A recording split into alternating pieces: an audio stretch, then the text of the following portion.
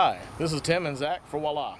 We're going to do a follow-up to our hardy planting video for someone who may not have planted a hardy waterlily before. Zach, can you show us down here in a minute? Okay, this is the plant we just showed in another video. We've got a hardy that's going to go horizontally across this thing.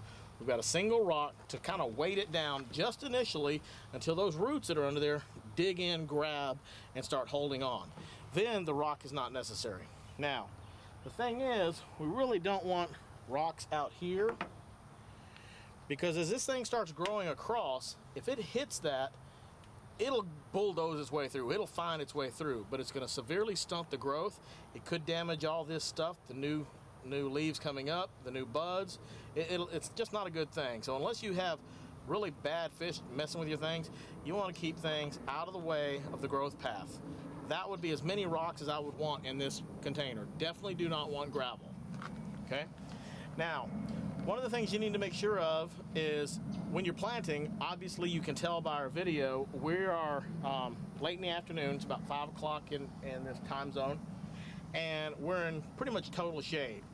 If we'd have stood here for the last 10 minutes videotaping with any full sun, we would have all but killed this plant. It would be very detrimental to it. It would lose all the moisture in these pads, in the stems, and even though it may not die today, once you hit that water, it's not going to be able to reabsorb water all the way through, and you've really done a bad thing. So you want to get the plant planted and back in water as soon as possible. It is an aquatic. Now, with that being said, I want to talk a little bit about the pads. You've seen pads come up and hit the surface. This pad, if I plant this and drop this in the water, and if the water surface is here, and this is only this tall, tomorrow the water would be here. That pad will hit the surface.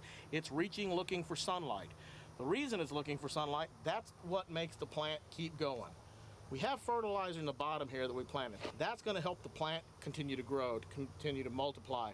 And the fertilizer was 12-28 formula by Ken Landon, so it's going to produce blooms. But the plant needs to use photosynthesis and burn sunlight to turn sugar into energy, to do more to get this plant, keep it growing. So we don't want this plant in a shady spot. We want it to get full sun at least 6 to 8 hours a day. If you don't have a really good sunny spot, perhaps Clyde Icons is a good one. There's a few good ones on the market that can handle some shade. But you really want a sunny spot. You also don't want this in an area by a waterfall where water's always hitting it and beating it up and driving it underwater. Number one, it's tough on the leaf. It beats it up a little bit, but it doesn't get the sunlight, okay? Now, obviously when you get old pads, I've got a few that I cut off here.